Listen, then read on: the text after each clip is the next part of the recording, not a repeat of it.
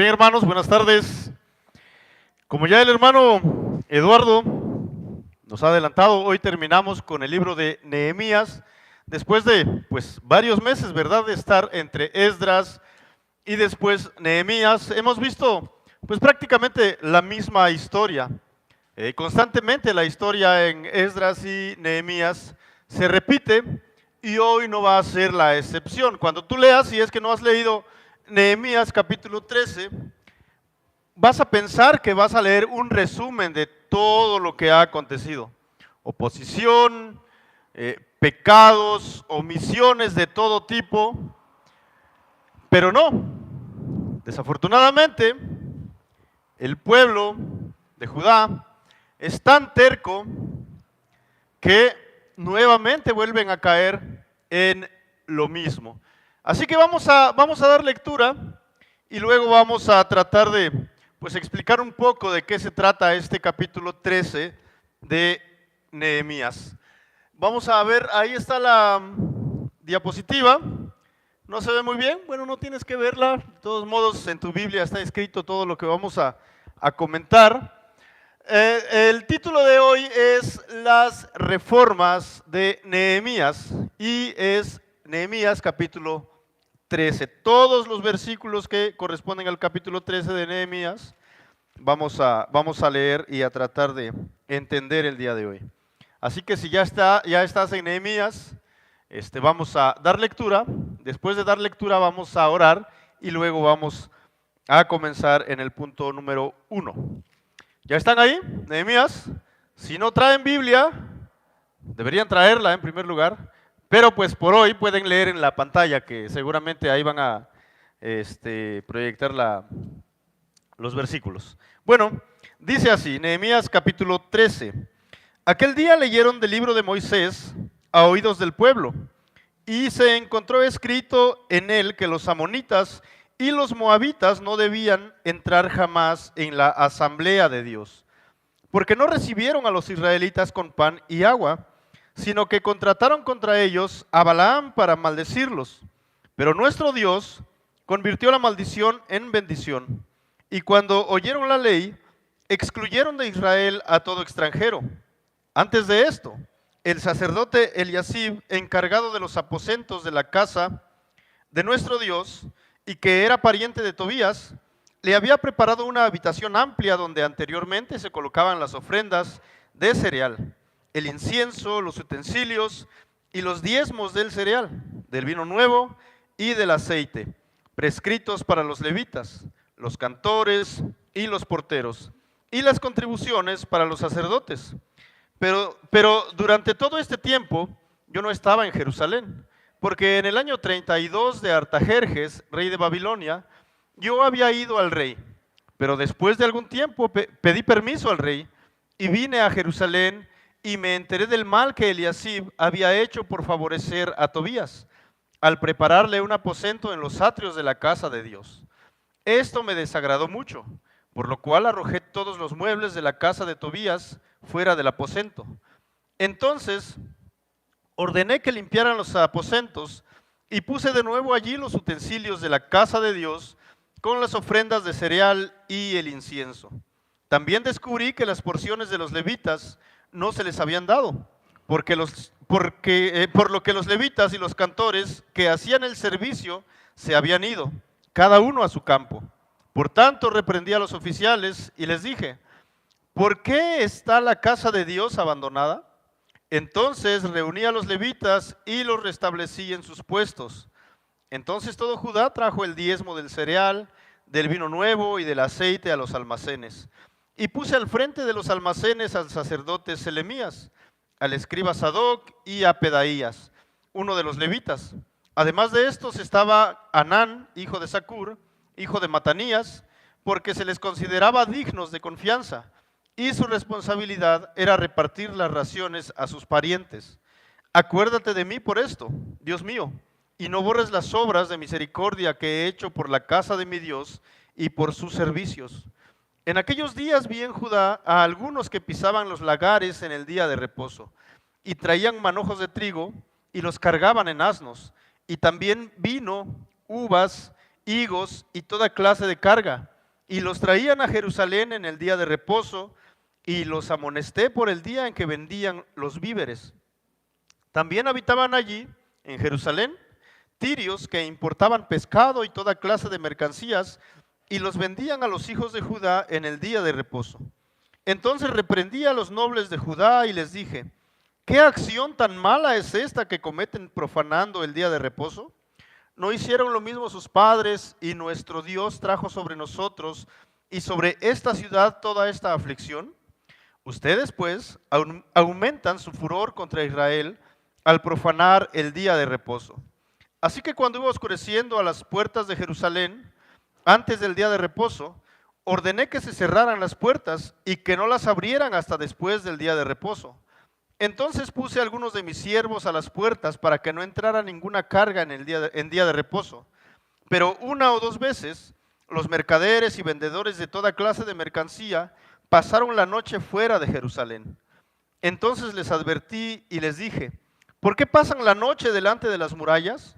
Si lo hacen de nuevo, usaré fuerza contra ustedes. Desde entonces no vinieron más en el día de reposo, y ordené a los levitas que se purificaran y que vinieran a guardar las puertas para santificar el día de reposo. Por esto también acuérdate de mí, Dios mío, y ten piedad de mí conforme a la grandeza de tu misericordia. En aquellos días también vi a judíos que se habían casado con mujeres asdoditas, amonitas y moabitas. De sus hijos, la mitad hablaban la lengua de Asdod, y ninguno de ellos podía hablar la lengua de Judá, sino la lengua de su propio pueblo. Así que los reprendí y los maldije. Herí a algunos de ellos y les arranqué el cabello y les hice jurar por Dios, diciéndoles: no darán sus hijas a sus hijos, tampoco tomarán de sus hijas para sus hijos ni para ustedes mismos. ¿No pecó por esto Salomón, rey de Israel? Sin embargo, entre tantas naciones no hubo rey como él, y era amado por su Dios.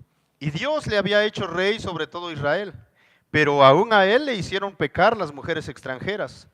Y se debe oír de ustedes que han cometido todo este gran mal, obrando infielmente contra nuestro Dios, casándose con mujeres extranjeras. Aún uno de los hijos de Joiada, hijo del sumo sacerdote Eliasib, era yerno de Sanbalat el horonita, y lo eché de mi lado. Acuérdate de ellos, Dios mío, porque han profanado el sacerdocio y el pacto del sacerdocio y de los levitas. Así los purifiqué de todo lo extranjero y designé oficios para los sacerdotes y levitas, cada uno en su ministerio. E hice arreglos para la provisión de leña en los tiempos señalados y para las primicias. Acuérdate de mí, Dios mío, para bien. Vamos a orar, hermanos. Señor, queremos darte gracias por esta oportunidad que nos das una vez más de escuchar tu palabra. Gracias porque nos has guiado hasta este día, hasta este momento en el cual estamos casi culminando el libro de Nehemías, Señor. Te pedimos que haya sobrado durante este tiempo en que se ha expuesto este libro y que siga sobrando en nuestras vidas, Señor, que esta obra que tú empezaste en nosotros continúe, Padre, y que tú la termines, Señor, que nos transformes, que nos des una nueva manera de ver nuestras vidas, nuestras relaciones con otras personas, nuestro liderazgo en tu pueblo, Señor. Queremos darte gracias y darte gloria y honra, Padre. En el nombre de Cristo Jesús. Amén. Muy bien, si se han dado cuenta, pues esto como que ya lo leímos, ¿verdad? O sea, ya no sabemos esta historia. Pero si nosotros vemos un poco e investigamos un poco, nos vamos a dar cuenta que de Nehemías capítulo 12, versículo 47, me parece que es donde termina Nehemías capítulo 12, a Nehemías capítulo 13, según los expertos han pasado 10 o 12 años. Entonces, hay una brecha grande de tiempo donde muchas cosas han sucedido. Y es allí, después de esos 10 o 12 años, donde recuerdan que estaba haciendo el pueblo. Estaban adorando al Señor según la palabra del Señor. Luego está hablando acerca de las porciones para sacerdotes y los levitas, y todo estaba marchando bien. Pero pasan 10 o 12 años aproximadamente, y todo, como dijo esa canción, ¿no? Y todo se derrumbó. Todo se fue hacia abajo nuevamente. Hubo un retroceso en la vida del pueblo. Han pasado muchas cosas. Viene Zorobabel con un montón de judíos a tratar de levantar la ciudad de Judá que ha sido destruida en la conquista.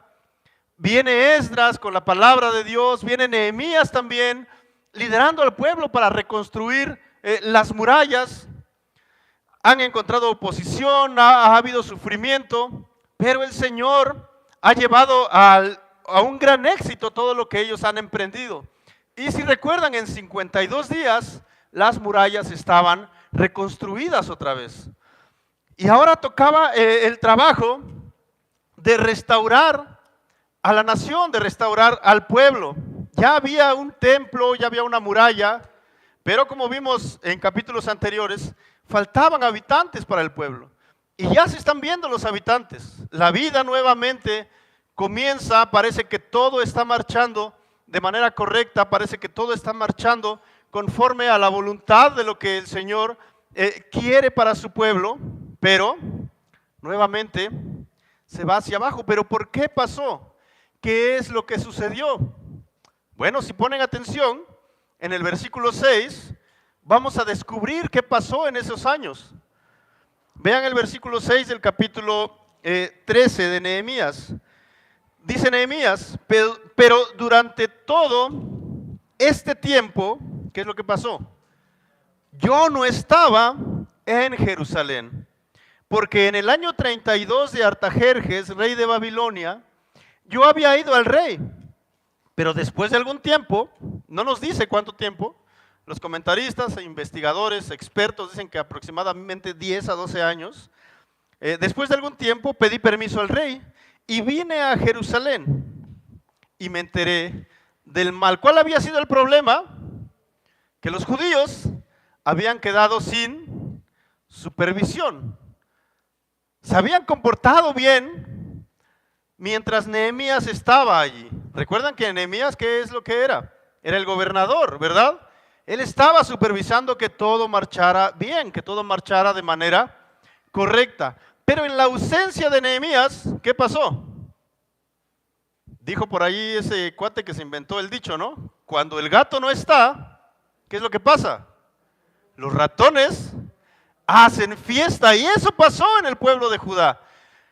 Nehemías, el gobernador, tuvo que ausentarse, tuvo que ir a servir al rey Artajerjes, quizás en la capital del imperio, y entonces los judíos dijeron, ya la hicimos. Nadie nos está viendo, nadie nos está vigilando, no tenemos que seguir cumpliendo con esta carga que Nehemías ha puesto sobre nosotros, aunque no era algo que Nehemías había puesto sobre ellos, sino que era algo que el Señor, por medio de su palabra, había traído convicción sobre ellos. Y recuerdan, en el capítulo 10 hasta hicieron un pacto, ¿no? Y lo firmaron todavía, un pacto. ¿Y qué es lo que vamos a observar? Los días de reposo. Ya no vamos a casarnos con mujeres extranjeras, ni vamos a dar nuestros hijos o nuestras hijas a los extranjeros para que se casen con ellos o con ellas. Vamos a dar provisión para el templo y un montón de puntos que ellos acordaron y dijeron, y lo vamos a firmar. Y Nehemías estaba allí también con ellos firmando ese pacto. Pero ¿qué pasó? Nehemías se ausentó y todo se vino abajo. Lo olvidaron. Y recuerdo un versículo en Filipenses, el apóstol Pablo, escribiendo a los filipenses, déjenme buscarlo porque siempre se me olvidan las citas, Filipenses 1:27, vayan a su Biblia, ¿qué es lo que dice Filipenses capítulo 1, versículo 27? Es algo bastante interesante lo que el apóstol Pablo les dice. Siempre recuerdo este versículo porque en algún momento, estando de vacaciones del Instituto Bíblico, unos abuelos, pues dueños del instituto, nos llevaron, ¿no?, a los pobres cuates que no podían regresar a sus casas en diciembre, pues siempre los invitaban a pasar vacaciones en la playa con ellos, porque ellos tenían una casa en la playa, ¿no? Y alguna vez ellos tenían que ir a algún asunto, nos llevaron como a 4 o 5 jóvenes y señoritas a vacaciones en la playa, y dijeron, hoy no vamos a estar, muchachos, con ustedes, tenemos un compromiso, pero quiero que escuchen lo que les voy a decir. Y precisamente nos leyó esto que vamos a leer ahorita.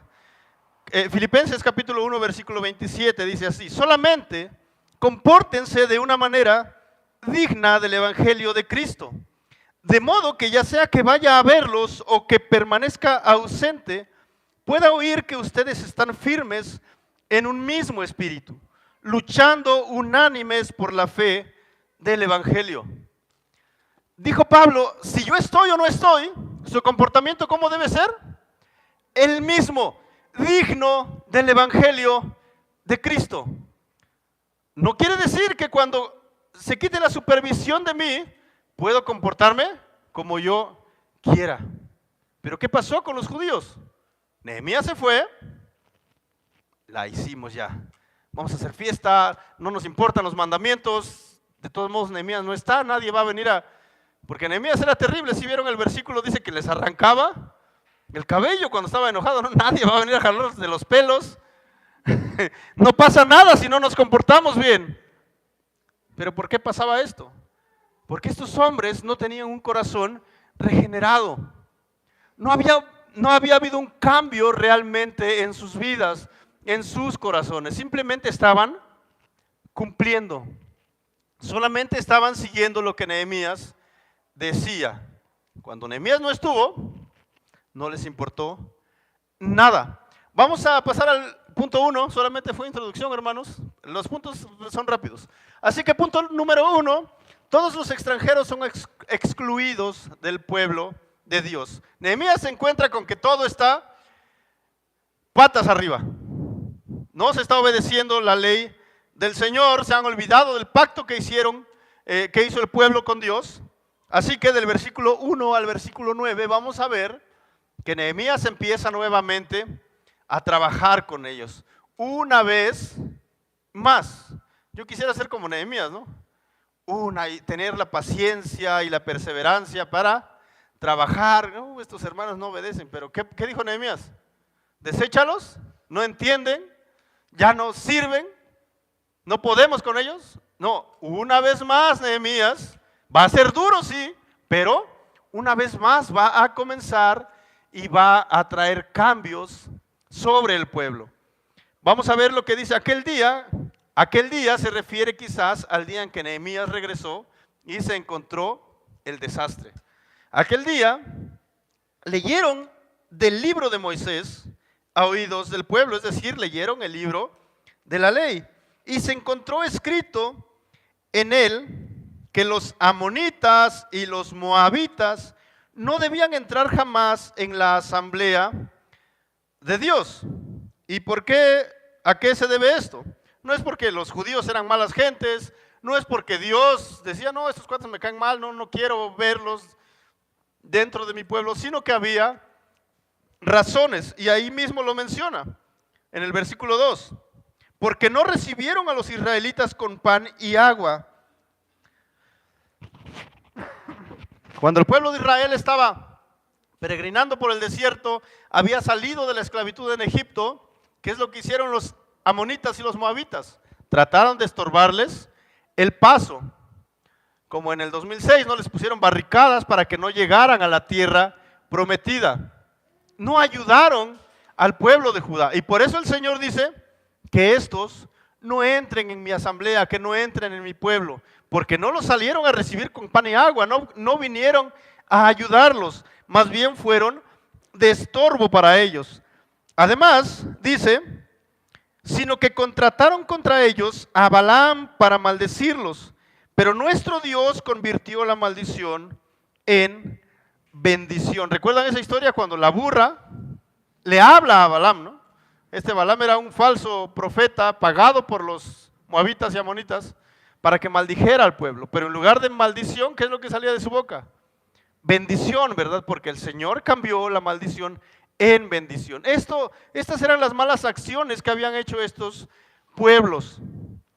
¿Y cuál es la conclusión? Y cuando oyeron la ley, dice, excluyeron de Israel a todo extranjero.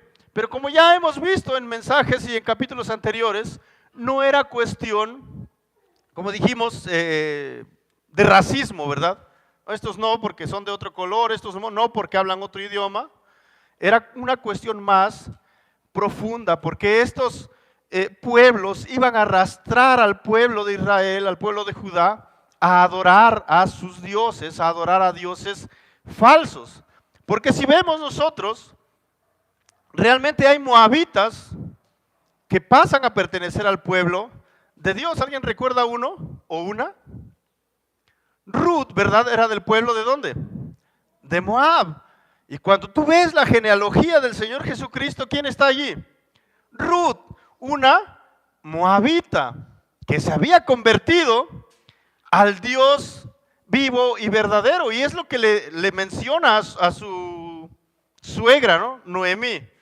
Tu Dios será mi Dios y tu pueblo será mi pueblo. Una moabita que se convierte al único Dios vivo y verdadero y que es aceptada y que es adoptada en el pueblo de Dios. Un caso muy parecido al de nosotros. Enemigos, pecadores, terribles, merecedores del infierno. ¿Qué pasó?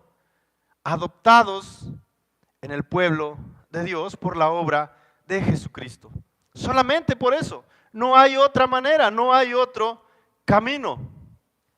Entonces no era una cuestión étnica, no era una cuestión racial, era una cuestión de que iban a arrastrar al pueblo a adorar a otros dioses.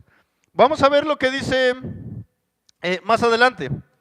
Dice luego, antes de esto, el sacerdote Eliasib, encargado de los aposentos de la casa de nuestro Dios, y que era pariente de Tobías. ¿Alguien recuerda a Tobías? Era uno de los enemigos de Nehemías, ¿no? Se oponía a la reconstrucción de la muralla. Cualquier movimiento que ellos hacían por el bien del pueblo, dice que este hombre, y junto con otros 2 o 3 más, se enojaban porque alguien estaba procurando el bien del pueblo. Nehemías 2:10 dice, cuando se enteraron Sanballat, el horonita, y Tobías, precisamente del que está hablando aquí, el oficial amonita, les disgustó mucho que alguien hubiera venido a procurar el bienestar de los israelitas. Entonces era un enemigo. ¿Pero qué estaba pasando con este enemigo?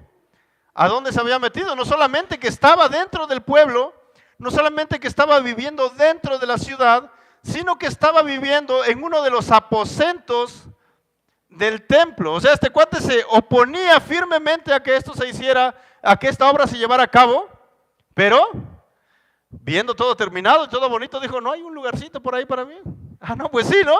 Y no te vamos a cobrar renta aparte de todo. Vas a encontrar todo limpio, vive aquí en el templo. Qué chido que es este cuate, ¿no? Oponiéndose, enemigo, pero dentro del templo, como el famoso caballo de Troya, ¿no? Tenían al enemigo allá adentro y no se daban cuenta. Pero todo esto pasó, ¿por qué? Porque Tobías tenía una relación con Eliasib, el que era el encargado de estos aposentos del templo. Bueno, dice luego,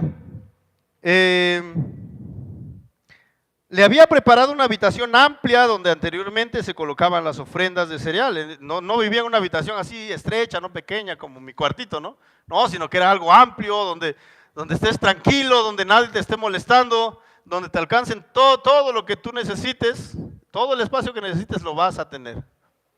Pero, ¿para qué se ocupaba ese lugar originalmente?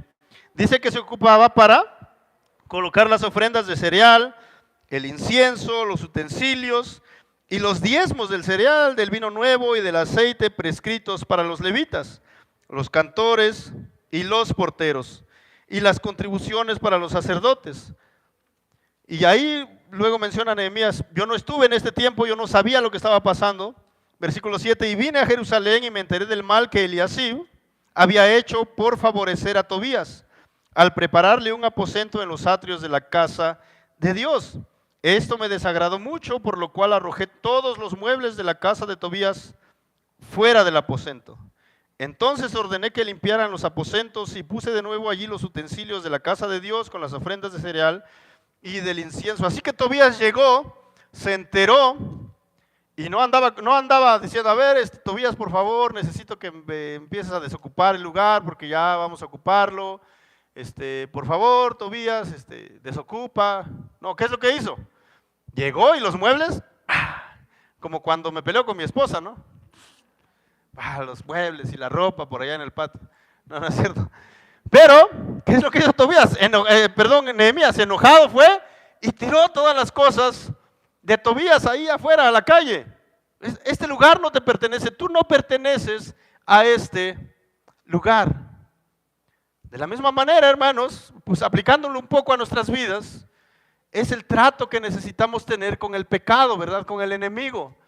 El enemigo no tiene nada que hacer en nuestros hogares, nada que hacer en nuestras mentes. ¿Qué es lo que necesitamos hacer?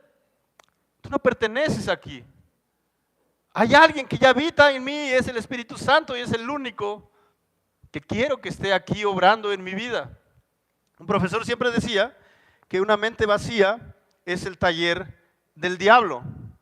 ¿Qué estaba pasando en esos aposentos? Estaban vacíos porque ya vamos a ver que la provisión para el templo dejó de llegar. Entonces, estaba vacío, hubo lugar para tener allí a Tobías. Siempre necesitamos estar ocupados con las cosas del Señor. Nuestra mente siempre debe estar llena de la palabra de Dios para que no haya lugar para Tobías y que entre a hacer el mal. Porque seguramente Tobías no es que solamente se metió a descansar allí, sino que desde allí podría controlar muchas cosas que estaban sucediendo en el pueblo y más con la ausencia de Nehemías en ese tiempo.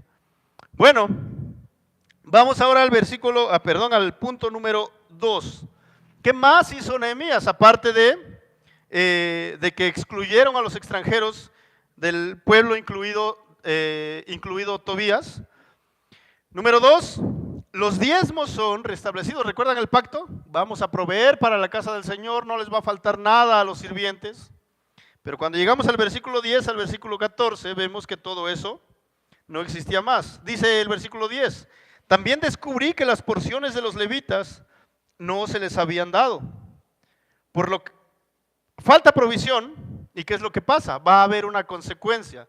Los levitas están sirviendo al templo, son ayudantes de los sacerdotes en todos los oficios rituales y religiosos que tienen que haber en el templo. No llega la provisión y como consecuencia, ¿qué tienen que hacer los levitas? Por lo que los levitas y los cantores que hacían el servicio se habían ido cada uno a su campo. ¿Por qué se fueron? Porque no había provisión, necesitaban trabajar, necesitaban sostenerse a ellos, necesitaban tener el sustento diario que cada uno necesita. Dice el versículo 11, por tanto reprendí a los oficiales y les dije, ¿por qué está la casa de Dios abandonada? No hay provisión, los levitas se van, por lo tanto la casa de Dios queda abandonada. No hay más cantores o cantantes, pues. Joshua no le llegó la provisión, ¿qué pasó? Pues tuvo que irse a trabajar, no hay quien nos guíe en la alabanza ahora. No hay manera. Necesita ver por su sustento. Luego, entonces dice, reuní a los levitas y los restablecí en sus puestos. ¿Qué es lo que hace Nehemías? A ver, levitas, vengan. Vuelvan otra vez a los oficios del templo, a lo que realmente les corresponde. Entonces dice, todo Judá trajo el diezmo del cereal, del vino nuevo y del aceite a los almacenes. Y puse al frente de los almacenes al sacerdote Selemías, al escriba Sadoc y a Pedaías, uno de los levitas. Además de estos estaban Anán, hijo de Zacur, hijo de Matanías, porque se les consideraba dignos de confianza. Y su responsabilidad era repartir las raciones a sus parientes. Entonces lo que hace Nehemías es, no hay levitas, los vuelve a traer de nuevo y hace que el pueblo vuelva a activarse con los diezmos y con las ofrendas. ¿Para qué? Para el sostenimiento de los levitas y que los servicios en el templo vuelvan a caminar y vuelva la vida religiosa a seguir adelante. Entonces, dice luego el versículo 14, acuérdate de mí por esto, Dios mío, vamos a encontrar como 4 oraciones muy similares en este versículo 13 de Nehemías. Acuérdate de mí por esto, Dios mío, y no borres las obras de misericordia que he hecho por la casa de mi Dios y por sus servicios. Entonces, cuando el sustento falta, ¿qué es lo que pasa? El templo empieza a tambalear. La vida espiritual del pueblo empieza ¿a qué? A irse hacia abajo. Entonces eso es un llamado, hermanos. No me gusta hablar mucho de esta situación porque pues hay muchas iglesias que usan este tipo de pasajes para decir, trae tu dinero, no todo, todo por favor. Me está haciendo falta, trae todo lo que puedas. Las llaves del coche, si de la casa si puedes, todo, todo. No me gusta mucho porque se ha sacado mucho de contexto esto, pero es el llamado de Dios a su pueblo, a la iglesia, ¿a qué? A sostener no solamente al pastor o pastores, sino todo lo que tiene que ver con el templo y todas las situaciones que se mueven. ¿Por qué? Porque cuando nos falta provisión, vamos a decirlo así, las cosas empiezan a ir, pues no muy bien, ¿verdad? Iván no tiene tiempo para prepararse mucho a profundidad, quisiera, pero no lo puede hacer. Yo, de la misma manera, quisiera estudiar más y prepararme más, pero ¿qué pasa? Solo damos el tiempo que nos sobra prácticamente, el tiempo que nos queda después de traer provisión a nuestra casa, a nuestra familia. Pastor Eduardo, lo mismo. David, lo mismo. Necesitamos que el Señor pueda proveer. ¿Y cómo lo hace? Por medio de su iglesia. Por supuesto, no queremos tener un avión, ¿no? Una avioneta o un avión como esos cuates de la prosperidad, ¿no? No, pues, si tengo un avión propio, un avión privado, ¿qué pasa? Me ahorro tiempo para ir a predicar a otro país y poder regresar con mis hermanos, ¿no? No se trata de eso, no se trata de tener riquezas, pero se trata de poder comer por lo menos dignamente y de la misma manera el apóstol Pablo dice que el obrero que es digno de su salario. Los levitas, ¿qué estaban haciendo? Estaban trabajando en el templo, no es como que estaban durmiendo, ¿no? Y tráiganos comida por favor porque ya tenemos hambre de tanto estar acostados. No, estaban trabajando, estaban haciendo un oficio y el pueblo necesitaba corresponder de la misma manera. Bueno, vamos a seguir. ¿Dónde es que estábamos? Nehemías trajo de vuelta a los levitas, puso encargados ahora, puso 4 supervisores que eran, ¿qué dice? Dignos de confianza. Y a estos hombres llegaban las ofrendas y los diezmos y ellos eran encargados de repartirlos a los levitas y a los sacerdotes. Entonces no era como que Nehemías decía, a ver, traigan todo para mí.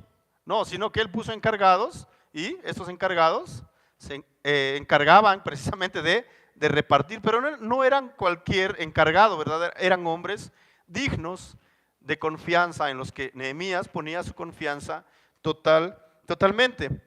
Punto número 3. Otra cosa que se les había olvidado observar. El día de reposo vuelve a tomar importancia entre el pueblo. Versículo 15 al 22. Vamos al versículo 15. En aquellos días, dice, vi en Judá a algunos que pisaban los lagares en el día de reposo. ¿Qué eran los lagares? Bueno, eran, vamos a decir que unas ruedas de piedra, pues. ¿Y qué es lo que hacían ahí? Metían las uvas y generalmente las mujeres más pisaban las uvas para sacar todo el jugo y así producir el vino. Esos eran los lagares. ¿Y qué es lo que estaban haciendo?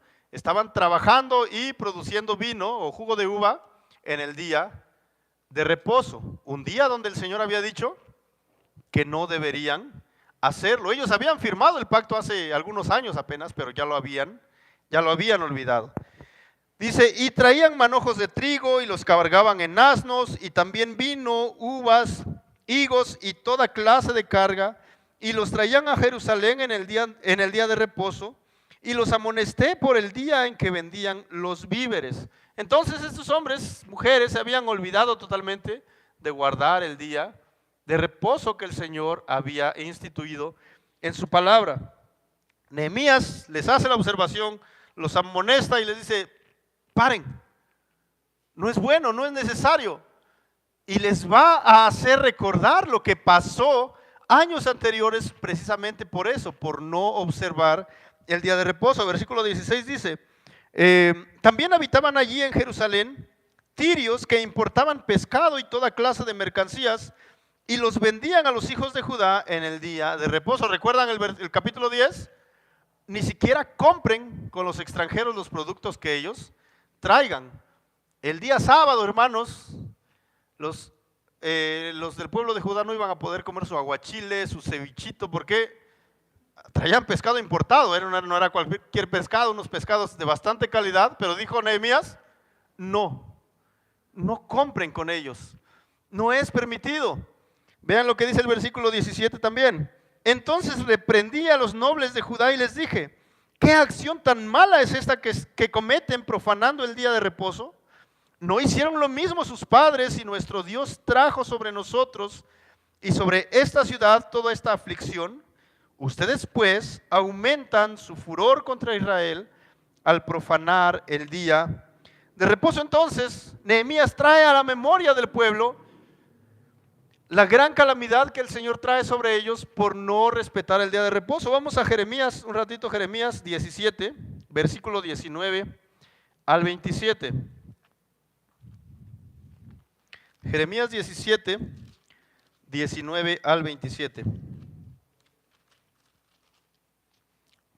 Allí dice, así me dijo el Señor, ve y ponte a la puerta de los hijos del pueblo, por la cual entran y salen los reyes de Judá, y asimismo en todas las puertas de Jerusalén, y diles, escuchen la palabra del Señor, reyes de Judá, todo Judá y todos los habitantes de Jerusalén, que entran por estas puertas. Así dice el Señor, cuídense por su vida, de no llevar carga en día de reposo, y de meterla por las puertas de Jerusalén. Tampoco saquen carga de sus casas en día de reposo, ni hagan trabajo alguno, sino santifiquen el día de reposo, como mandé a sus padres. Sin embargo, ellos no escucharon ni inclinaron sus oídos, sino que fueron tercos para no oír ni recibir corrección. Pero sucederá que si me escuchan con atención, declara el Señor, no metiendo carga por las puertas de esta ciudad en día de reposo, y santifican el día de reposo sin hacer en él trabajo alguno, entonces entrarán por las puertas de esta ciudad reyes y príncipes que se sienten sobre el trono de David. Vendrán montados en carros y caballos, ellos y sus príncipes, los hombres de Judá y los habitantes de Jerusalén, y esta ciudad será habitada para siempre.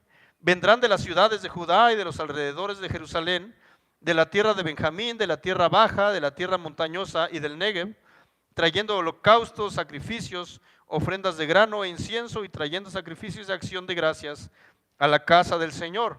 Pero si no me escuchan, en cuanto a santificar el día de reposo y traen carga y entran por las puertas de Jerusalén en día de reposo, entonces prenderé fuego a sus puertas, que consumirá los palacios de Jerusalén y no se apagará. Entonces, la consecuencia por no observar y no obedecer el día de reposo eran terribles. Voy a poner fuego a sus puertas y este fuego, dice, va a consumir sus palacios y este fuego no se va a apagar. El castigo iba a ser grande, la disciplina iba a ser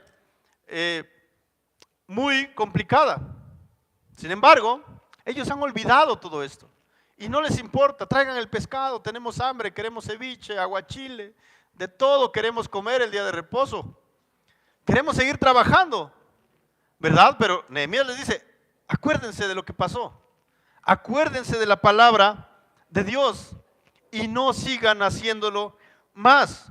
Dice el versículo 19, así que cuando iba oscureciendo a las puertas de Jerusalén, antes del día de reposo, ordené que se cerraran las puertas y que no las abrieran hasta después del día de reposo. Entonces Nehemías toma acciones concretas, dice, cierren la puerta el viernes por la tarde y no las abran hasta el sábado por la tarde también. ¿Por qué? Porque para los judíos el día terminaba más bien al entrar la tarde y el día comenzaba al entrar la tarde y terminaba al otro día, al caer la tarde. También, entonces, ordena esto, dice luego, entonces puso algunos de mis siervos a las puertas para que no entrara ninguna carga. Los mercaderes y vendedores de toda clase de mercancía pasaron la noche fuera de Jerusalén. Entonces estos cuates, bueno, dicen, vamos a pasar la noche aquí a ver si de repente nos abren o algo pasa y vienen los de la ciudad a comprarnos. Y el versículo 21 dice, entonces les advertí y les dije, ¿por qué pasan la noche delante de la muralla? Si lo hacen de nuevo, usaré fuerza contra ustedes. Casi les dijo, voy a mandar a traer a los inspectores del mercado de abastos y del centro y van a ver lo que les va a pasar, les van a quitar su mercancía. Voy a llamarles a la policía para que no vuelvan a ponerse aquí. Y con eso, estas personas, desde entonces, dice, no vinieron más en el día de reposo. Y ordené a los levitas que se purificaran y que vinieran a guardar las puertas para santificar el día de reposo. Por eso también acuérdate de mí, Dios mío, y ten piedad de mí conforme a la grandeza de tu misericordia. Entonces, hermanos, esto nos enseña a que hay grandes consecuencias cuando no observamos la palabra del Señor, cuando no observamos lo que Dios nos ha dicho en su palabra, nos ha dejado escrito en su ley. Hay grandes consecuencias y graves consecuencias para nuestras vidas.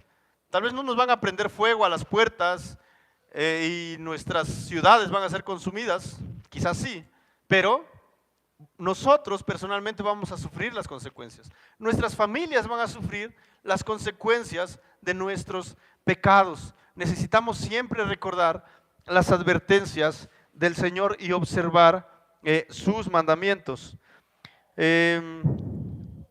Punto número 4, se le pone fin también a los matrimonios mixtos. Una y otra vez habla este libro de los matrimonios mixtos, de los matrimonios entre los habitantes de Judá con otros pueblos. Versículos 23 al 28. En aquellos días también vi a judíos que se habían casado con mujeres asdoditas, amonitas y moabitas. De sus hijos, esto es interesante, la mitad hablaban la lengua de Asdod y ninguno de ellos podía hablar la lengua de Judá, sino la lengua de su propio pueblo. Hay parejas, hay personas que se han casado mezclándose las razas. ¿Y qué ha pasado? El idioma hebreo se ha estado perdiendo. ¿Y qué iba a pasar con estos niños cuando crecieran?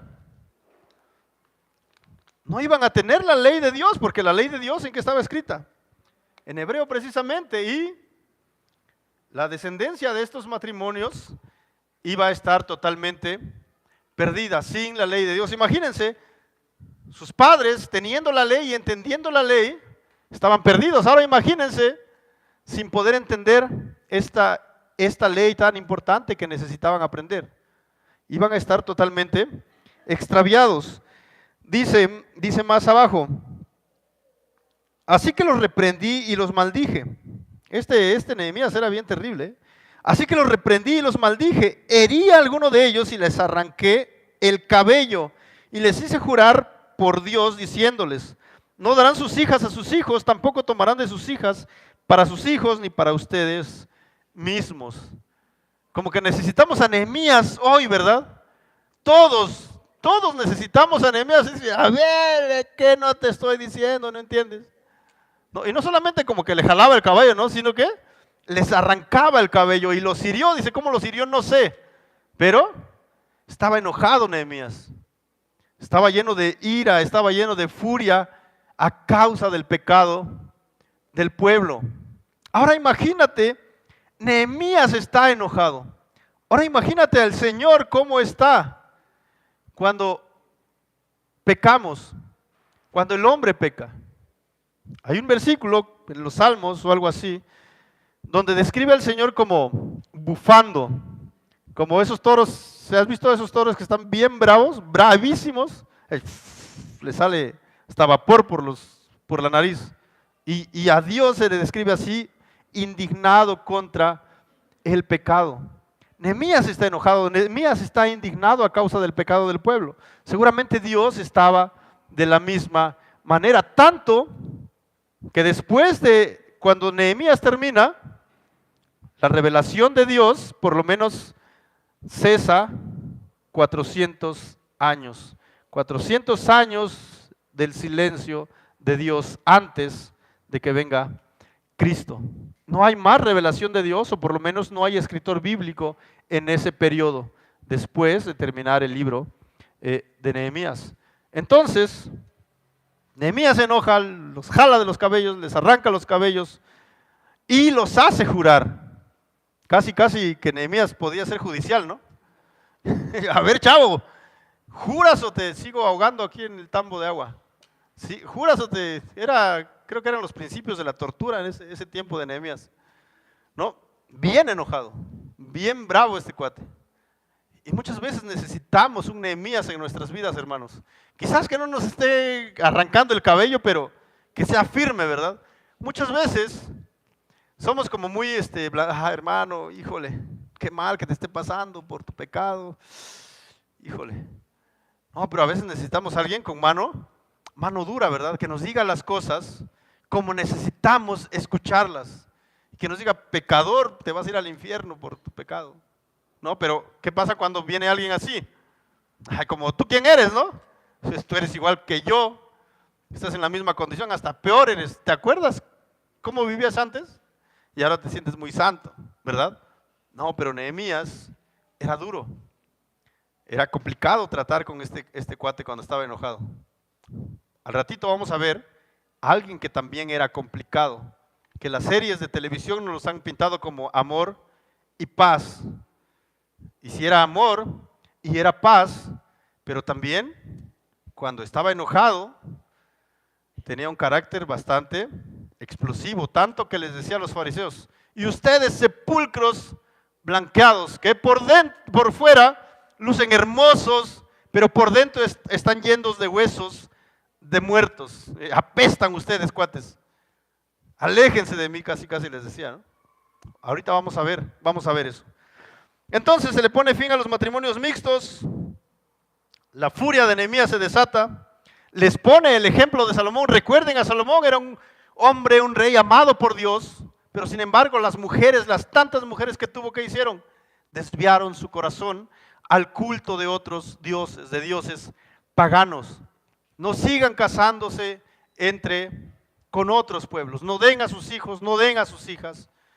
Y es la misma palabra para nosotros, porque si no les vamos a traer a Nehemías y ahí a ver cómo tratan con él, ¿verdad? Último punto, número 5, es un resumen de las reformas, versículo 29 al 31.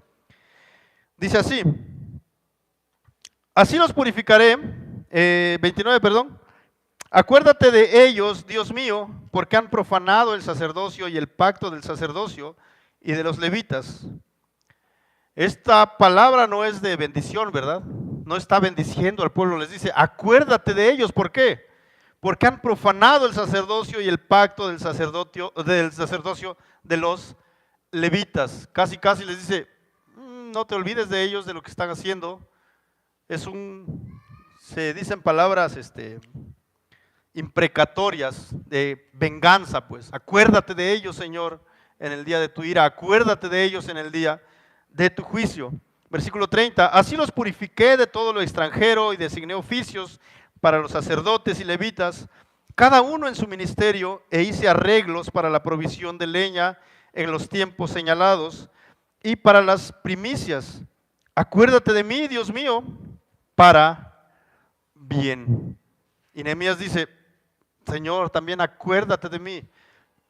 Acuérdate de todo lo que estoy haciendo por enderezar a este pueblo que todo tiempo se quiere torcer, todo tiempo se quiere ir por mal camino. Y esto me recuerda uno de los versículos de Hebreos donde dice, porque Dios dice no es injusto para olvidar la obra que han hecho sirviéndoles a los santos, o habiendo servido a los santos y sirviéndoles aún. El Señor no es injusto. y recuerda todo lo que nosotros hacemos para servir a su pueblo, para servir a su iglesia. Y nos anima a hacerlo. Anímate a servir a la iglesia, porque Dios no lo va a olvidar. Porque el Señor trae recompensas también a sus servidores. Pero ahora quiero que vayamos al Evangelio de Juan. Vamos a ver el Evangelio de Juan en el capítulo 2, versículo 1 al 13, donde vamos a recordar a este hombre bastante enojado también. Capítulo 2, versículo 13.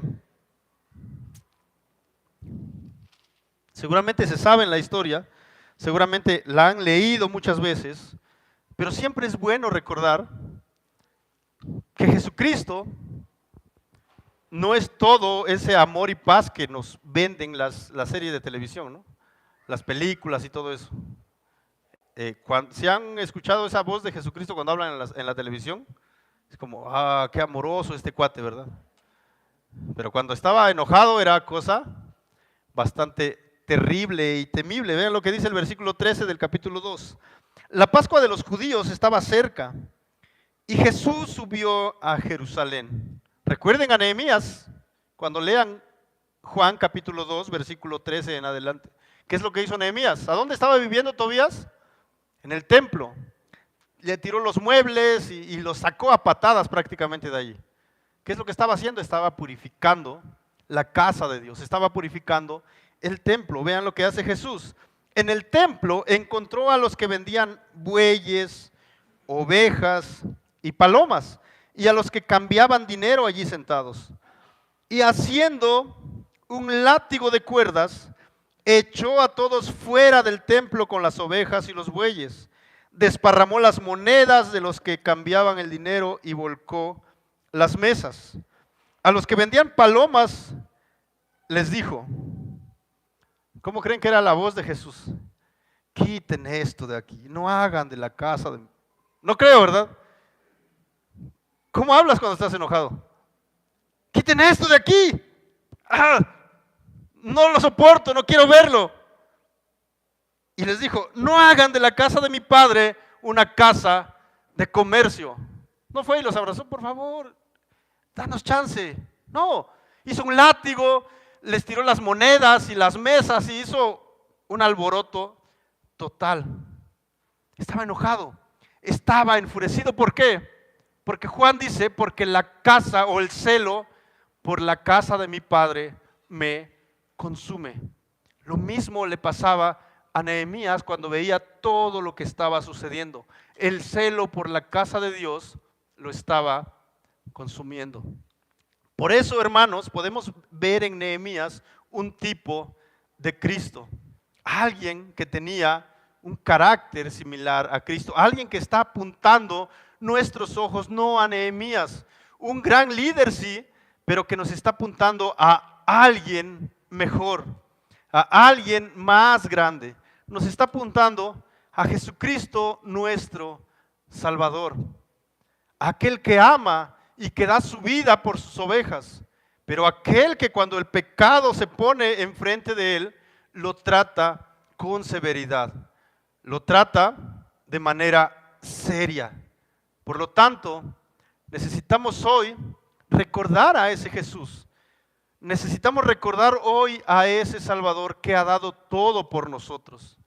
Y vamos a decirlo así, no se va a tentar el corazón cuando necesite disciplinarnos a causa de nuestro pecado, pero lo va a hacer porque nos ama, porque qué padre es aquel que no disciplina a sus hijos. Y dice luego Hebreos, me parece, si no recibes disciplina de tu padre a causa de tu pecado, es porque no eres hijo, es porque eres un, ¿cómo dice? ¿Un bastardo? ¿Así dice? Qué fuerte, ¿verdad? Así que si tu vida se está torciendo, siguiendo los caminos del pecado y tus propios placeres y tus propios planes, y eres hijo de Dios, necesitas arrepentirte. Necesitas ver a Jesús.